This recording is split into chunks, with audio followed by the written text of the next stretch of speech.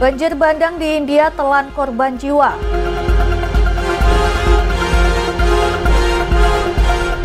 Kebakaran di Festival Kembang Api Jepang.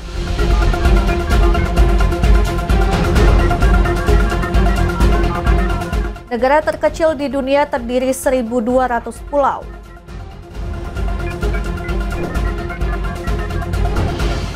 Halo pemirsa, selamat datang di Mata Dunia, program yang mengupas berita dan peristiwa global dari berbagai belahan dunia. Saya Ajeng Tiara akan menemani Anda berikut berita selengkapnya.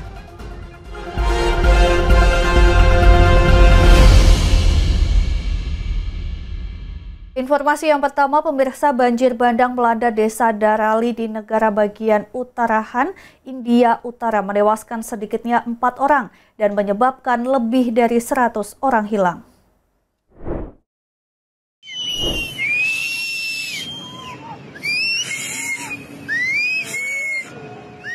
Banjir bandang melanda desa Darali di negara bagian Uttarakhand, India Utara pada Selasa 5 Agustus 2025. Akibat banjir menewaskan sedikitnya 4 orang dan menyebabkan lebih dari 100 orang hilang. Musibah banjir melanda usai hujan deras menghanyutkan rumah, hotel, hingga jalanan di kawasan pegunungan. Video pendek di media sosial memperlihatkan deras air menyapu dusun di kaki bukit distrik Uttarkasi, membuat puluhan warga terjebak di bawah reruntuhan bangunan. Menteri Federal Sanjay Seth menyebut situasi ini sebagai bencana besar. Perdana Menteri Narendra Modi dan Menteri Dalam Negeri Amit Shah terus memantau perkembangan terkini. Negara tetangga Indonesia yakni Australia membeli 11 kapal perang canggih asal Jepang. Nilai kesepakatan mencapai 416 triliun rupiah.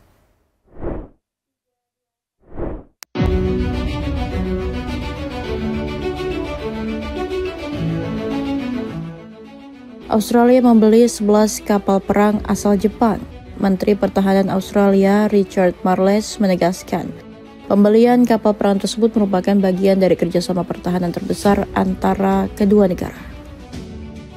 Kesepakatan bernilai 26 miliar dolar Amerika Serikat atau setara 416 triliun rupiah. Kapal perang tersebut berjenis fregat kelas Mogami diproduksi Mitsubishi Heavy Industry. Marles menyebut kapal ini sebagai generasi baru memiliki 32 sel peluncur vertikal meluncurkan rudal jarak jauh termasuk Tomahawk. Kapal perang dijadwalkan mulai beroperasi pada tahun 2030. Disebutkan akuisisi fregat memperkuat persenjataan Angkatan Laut Australia.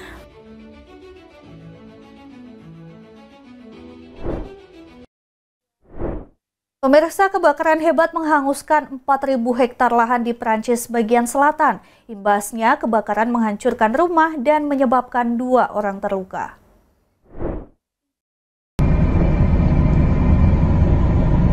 Kebakaran terjadi di perbukitan Corbires di Departemen Aude Pedalaman Mediterania dekat perbatasan Spanyol. Akibat kebakaran tersebut, lahan perkemahan dan warga desa dievakuasi serta sebagian jalan ditutup. Kebakaran di Prancis menurunkan ratusan petugas damkar hingga 14 pesawat tempur guna memadamkan api. Dalam beberapa tahun terakhir, wilayah Aude mengalami peningkatan luas lahan terbakar. Hal ini diperburuk dengan minim curah hujan dan berkurang area kebun anggur. Sebelumnya berfungsi sebagai penghalang alami penyebaran api.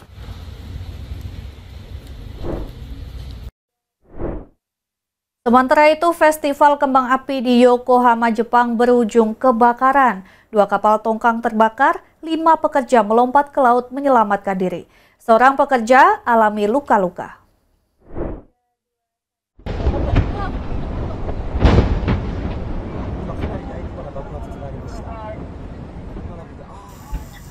Dua kapal tongkang membawa kembang api untuk festival musim panas di lepas pantai Yokohama, Jepang terbakar pada Senin 4 Agustus 2025. Dikutip di Japan Times, kebakaran membuat 5 pekerja melompat ke laut menyelamatkan diri. Seorang pekerja mengalami luka dibawa ke rumah sakit. Dilaporkan kapal terbakar setelah kembang api mendarat di atasnya. Kebakaran disertai ledakan kembang api menyembur ke segala arah. Menurut penyelenggara, ada 20.000 kembang api dirancang akan diluncurkan selama 25 menit mulai pukul 19.30 waktu setempat. Namun acara tersebut dibatalkan setelah terjadi kebakaran. Tim Liputan Berita Nasional TV.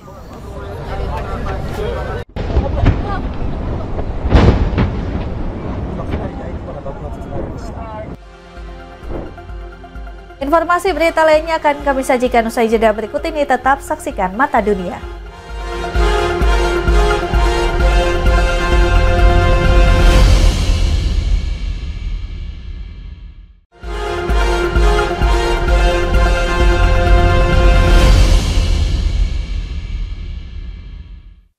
Terima kasih Anda masih bersama kami. Pemirsa, Ketua Dewan Perwakilan Daerah Indonesia Sultan Najamuddin bertemu Menteri Luar Negeri Belarus Maksim Ryzhenkov di Kompleks Parlemen Jakarta Pusat. Pertemuan berlangsung tertutup membahas peluang kerjasama pangan. Ketua Dewan Perwakilan Daerah RI Sultan Najamuddin menerima kunjungan Menteri Luar Negeri Belarus Maksim Ryzhenkov di Kompleks Parlemen Jakarta Pusat pada Selasa 5 Agustus 2025. Pertemuan berlangsung tertutup membahas peluang kerjasama strategis di bidang pertanian dan industri pangan. Hal ini sebagai bagian dari upaya DPD RI mendukung cita-cita Presiden Prabowo Subianto. Lebih jauh, Sultan menerangkan beberapa sektor menjadi perhatian dalam pertemuan, meliputi pertukaran teknologi, mekanisasi pertanian, hingga kemungkinan kerjasama antar pelaku usaha dalam bentuk joint venture. Di sini Sultan mengetahui komoditas seperti coklat, gandum, karet, minyak sawit, dan hasil laut memiliki potensi besar mendorong perdagangan bilateral lebih seimbang.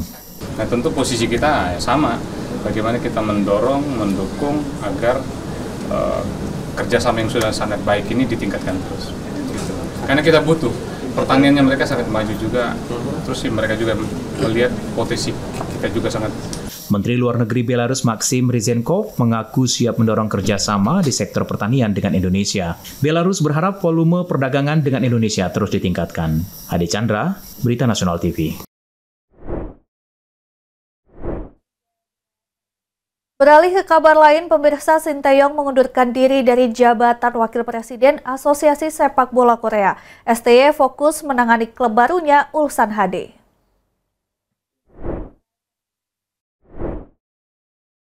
Ulsan HD mengumumkan perekrutan Shin Tae-yong sebagai pelatih baru pada Selasa 5 Agustus 2025. STY menggantikan Kim Pan-gon dipecat lantaran rentetan hasil buruk tim.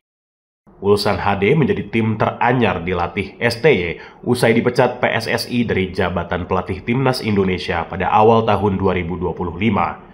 Sebelumnya, STY berkarir selama hampir 5 tahun di Indonesia. Sejak dipecat Timnas Indonesia, STY menerima pinangan sebagai Wakil Presiden Asosiasi Sepak Bola Korea. Shin Tae-yong mundur dari Wapres Asosiasi Sepak Bola Korea usai menerima pinangan sebagai pelatih Ulsan HD.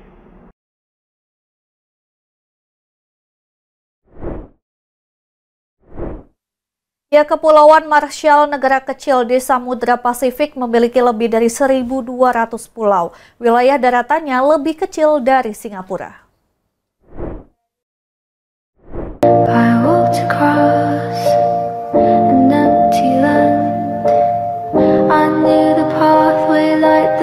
Kepulauan Marshall adalah sebuah negara terdiri dari lebih dari 1.200 pulau, termasuk beberapa pulau membentuk rantai kepulauan karang. Negara ini terletak di Samudra Pasifik dan menjadi salah satu negara kepulauan terkecil di dunia. Meski luas daratannya sangat kecil, namun Kepulauan Marshall memiliki wilayah perairan sangat luas, yakni mencapai 98,5% dari total wilayah negara. Hal ini menunjukkan sebagian besar kawasan negara ini adalah lautan. Total luas daratan Kepulauan Marshall hanya 181,43 km persegi, sehingga lebih kecil dibandingkan dengan negara Singapura. Keindahan alam dan kekayaan laut dimiliki menjadikan Kepulauan Marshall sebagai salah satu surga tropis di Samudra Pasifik.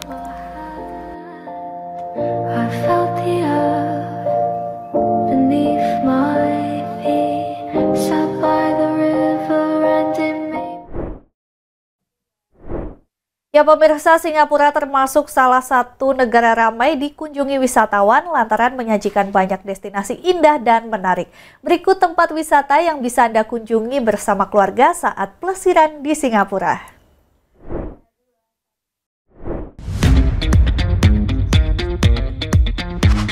Singapura bisa menjadi pilihan menghabiskan waktu liburan selain memiliki destinasi yang indah dan menarik.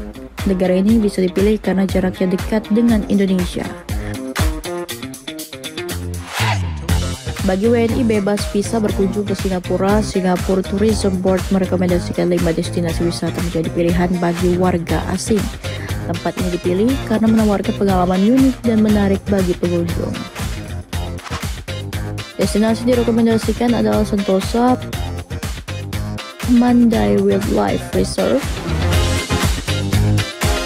Gardens by the Bay, Darling Park, dan Marina Bay Crescent, serta Jewel Changi Airport.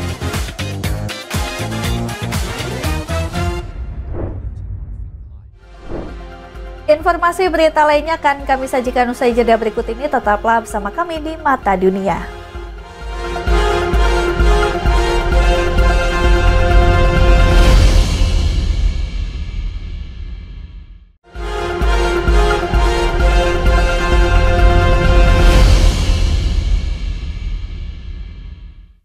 Terima kasih Anda masih bersama kami, pemirsa. Teknologi kecerdasan buatan atau AI generatif seperti ChatGPT makin populer dan makin mengubah masa depan pasar tenaga kerja. Sejumlah pihak khawatir AI akan mengerus pekerjaan manusia dan mengakibatkan PHK massal. Tapi pihak lain menilai kerjasama manusia dan AI bisa membawa masa depan yang cerah. Otomatisasi telah berdampak pada pekerja di dunia selama lebih dari 1 abad, dan ini menghancurkan dan juga menciptakan pekerjaan. Para ahli kini melihat ke depan untuk mencoba memprediksi bagaimana kecerdasan buatan generatif atau Gen AI akan mengubah cara manusia bekerja. Menurut Sanjay Patnaik dari Brookings Institution, AI generatif kini masuk ke wilayah yang dulunya bergantung secara penuh pada manusia. The jobs that I'd highest risk in the beginning are really entry-level jobs, marketing, research analysts, research assistants, financial analysts, things that can be automated relatively easy that are very repetitive. Tapi menurut sejumlah pakar, ada juga masalah kekurangan tenaga kerja berkualifikasi. Menurut Susan Biller dari Federasi Robotika Internasional, AI hanyalah mengisi kekosongan. We're also looking at rather job that do vanish because no one is training on those jobs yet. A good example for that is the welder. So we use the robotic solutions to overcome that issue and actually still perform all the welding jobs needed. Abigail Gilbert dari Institute for the Future of Work mengatakan, ada sejumlah hal yang tidak bisa dilakukan oleh kecerdasan buatan. There is still a strong demand and a persistent demand for communication, critical thinking, and leadership within businesses. So those kinds of talents that are secured from, I suppose, arts and humanities subjects remain critically important to the labour market. Menurut Sean Daly dari Niagara University, AI akan tetap ada, dan salah satu cara untuk bisa tetap bekerja adalah dengan menjadi ahli AI. People who understand the machine will have their abilities so tremendously magnified. Some of them are going to be content creators who can create unique pieces and unique forms from the text generators, the image generators, the video generators, and boy, the program generators. Untuk mencapai tujuan itu, Gedung Putih telah mengumumkan rencana meningkatkan jumlah spesialis kecerdasan buatan dalam Dinas Pemerintahan Federal menjadi 500 orang pada tahun depan. Dari Arlington, Virginia, saya Helmi Yohanes dan tim VOA. Ya, masalah limbah plastik sepintas terlihat sebagai persoalan masif. Tapi bagi kelompok advokasi lingkungan, ada pilihan-pilihan kecil yang bisa dilakukan setiap hari untuk mengatasi persoalan global ini. Diawali saat berbelanja kebutuhan dapur.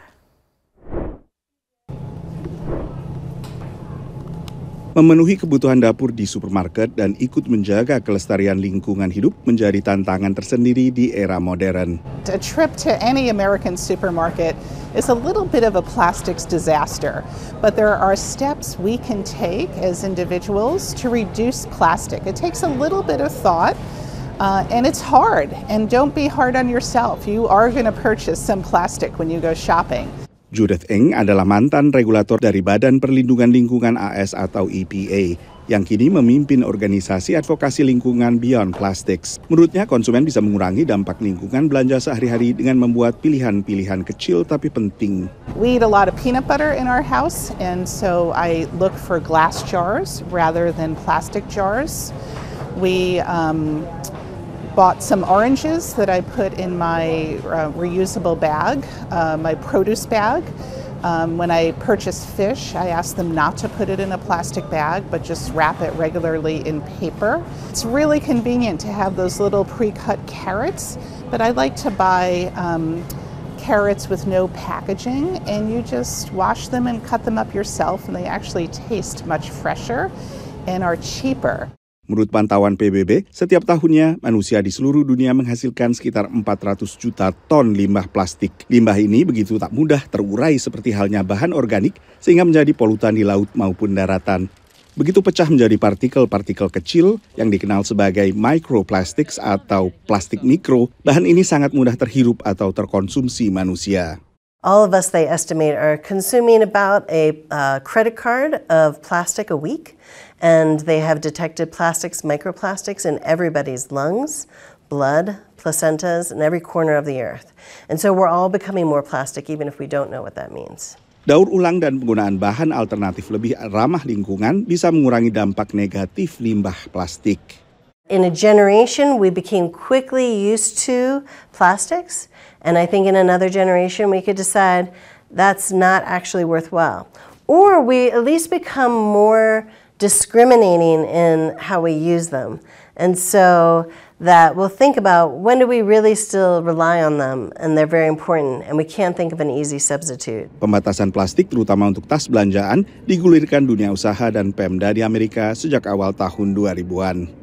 Hanya sedikit negara bagian di Amerika Serikat yang sama sekali melarang penggunaan tas plastik untuk belanjaan. Sementara sebagian negara bagian, termasuk juga daerah khusus ibu kota Washington DC, memberlakukan tarif untuk masing-masing tas yang dipakai, sehingga membiasakan orang untuk membawa sendiri tasnya dari rumah.